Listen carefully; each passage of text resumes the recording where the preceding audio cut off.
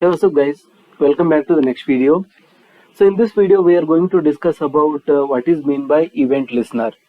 So whenever you are working on some DAM manipulation, then you will be using definitely event listener.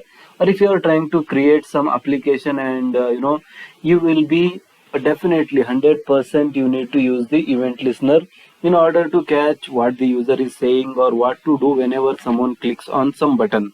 So basically, event listener is something which will be used in order to catch if a user activity. So event listener in its name itself, it suggests that it will be listening to some events. Events in the sense clicking on a check button, maybe clicking on a button or something. Mostly it will be click on a button or click on some icon, so that will be captured by the event listener. For example, on screen you can see there is some simple game, and in this game there is like we need to guess the number between 1 and 20. So we just need to enter some number like I'll say 6, and we need to click on check. So if it is correct, then score will increase and it will say like correct, or otherwise if it is not correct, then it will say you are far away from that number or near to that number. So this is the basic idea behind this game, and actually this is not the intention to explain about this game. Okay, so in this one, how we are using the event listener. Event listener is used on the check. Whenever we click on this one, at that moment it will compare the values and it will give some output. So how to use the event listener, that we'll see in a code. Okay, so this basically coming from the index.html, and here is the complete code for that one. And if you want to learn about this game, you can check out our project section where we have uploaded this one. Okay, so now I will just implement event listener here, and we can do it by saying document dot query selector.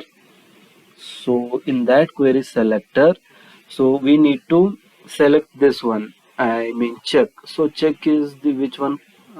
Check is present in this class. Okay, let me see where it is. uh, uh, uh,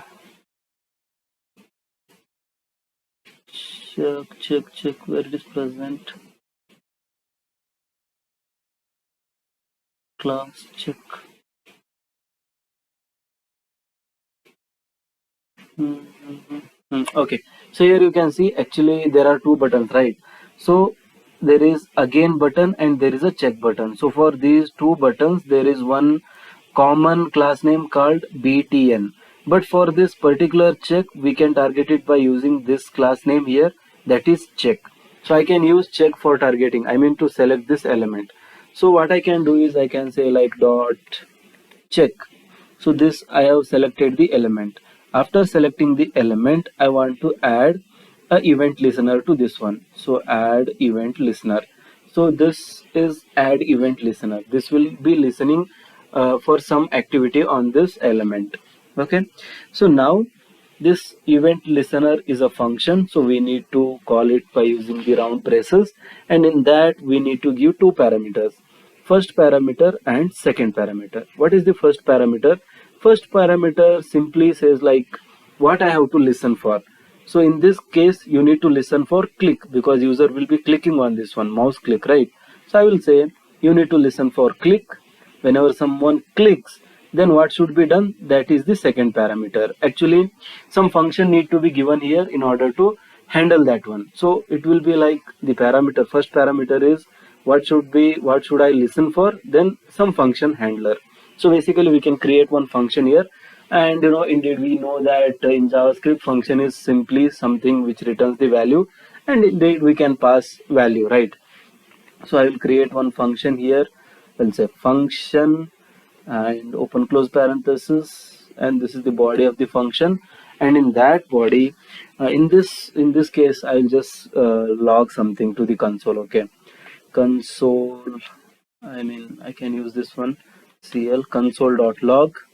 And what I will do, whatever the user enters here, that I will be logging to the console. Okay, so I can say this one document, again I will extract the value which is entered here, document dot query selector, and in this one dot uh, the box class name is guess here, so I will select that element.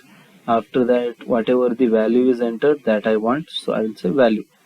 So whatever the user enters in this one, that needs to be given to the console. Okay, so in this case I will just say 7 and I will click on check, and you can see indeed here there is a 7.